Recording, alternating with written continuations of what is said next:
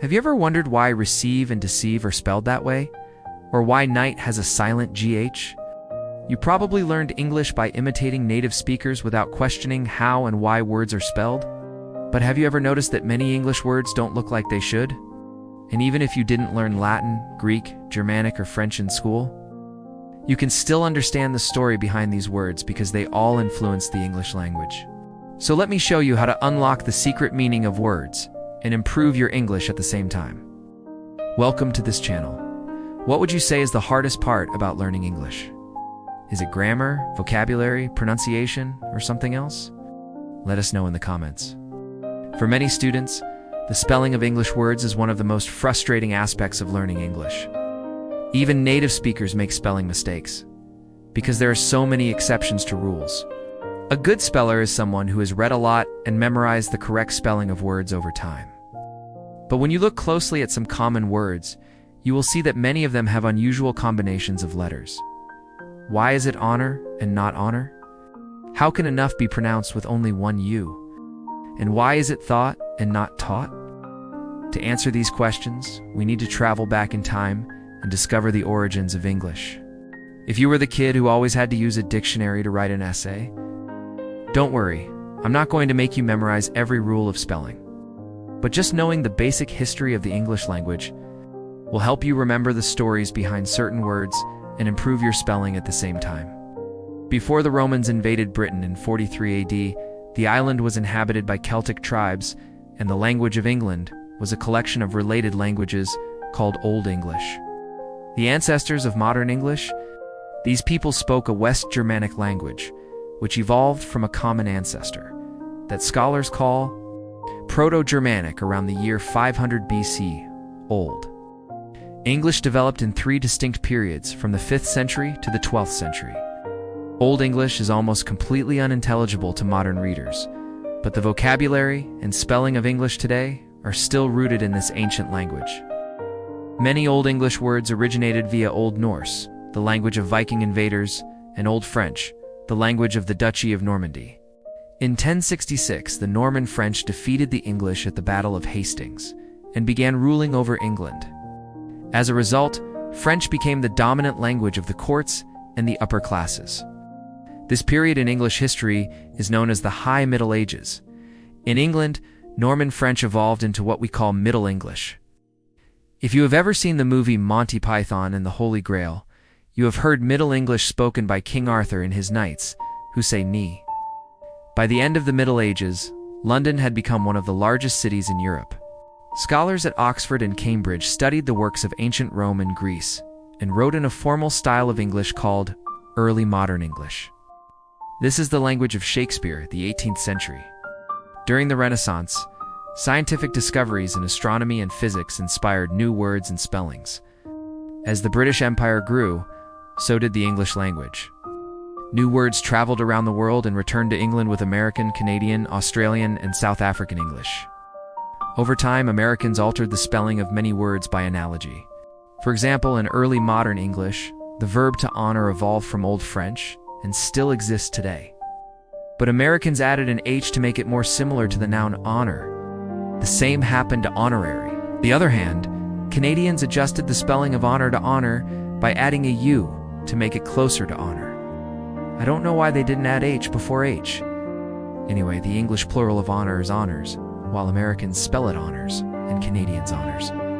Do you know any other countries that have their own spelling of English? Let us know in the comments. The word receive has the same origin, but its spelling changed in the same period. It comes from the Latin word reciper, which means to take back. The opposite is deceiper, which means to deceive. Therefore, deceive has nothing to do with the word deceive. The prefix d comes from the Latin word de, which means down. So deceive is literally down plus to receive, which is the same meaning as receive. As you can see, cognates or words with shared origin between languages can help you understand the meaning of words in different languages. Keep watching to discover more ways that etymology can help you improve your English. So far, we have covered a lot of history, but let's talk about the present. There are 60 million native speakers of English in the United States and 1 billion speakers worldwide. The number of English learners is growing fast, because English has become the dominant language of science, technology, business, and diplomacy. No matter where you live, it is becoming increasingly important to know English.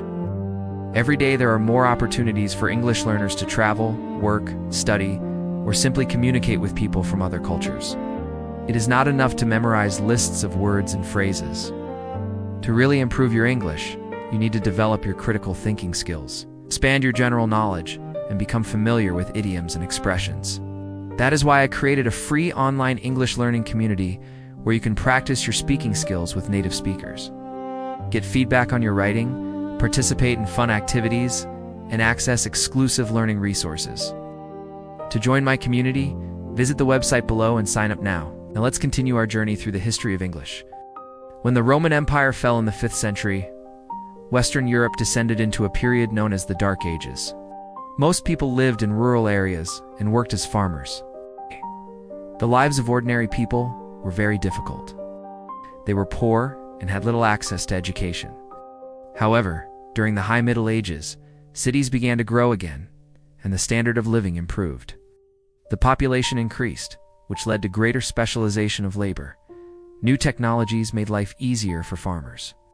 For example, the heavy plow allowed farmers to break up harder soil and grow more crops. By the late Middle Ages, goods such as wine, spices, and textiles were produced on large estates called manors. Gutenberg invented the printing press in Germany, and books became cheaper to produce.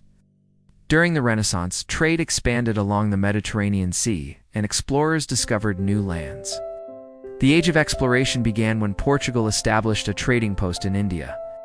England and France sent explorers to find new routes to Asia and the Americas.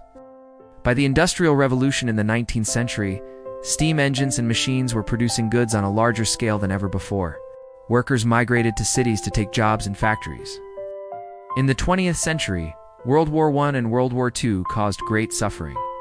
But after the war ended, there was a baby boom, and the economy recovered. The latter half of the 20th century, computers and the internet revolutionized communication and made vast amounts of information. It's available to anyone with an internet connection.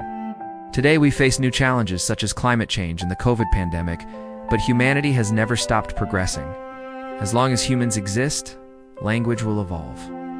New words are constantly being added to English, but the majority of words in English originated from Old English.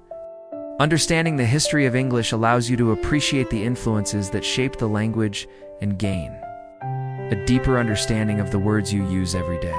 You can sound smarter by using historical context to explain the meaning of words. For example, you could say, "You haven't thought about her since she moved away, right?"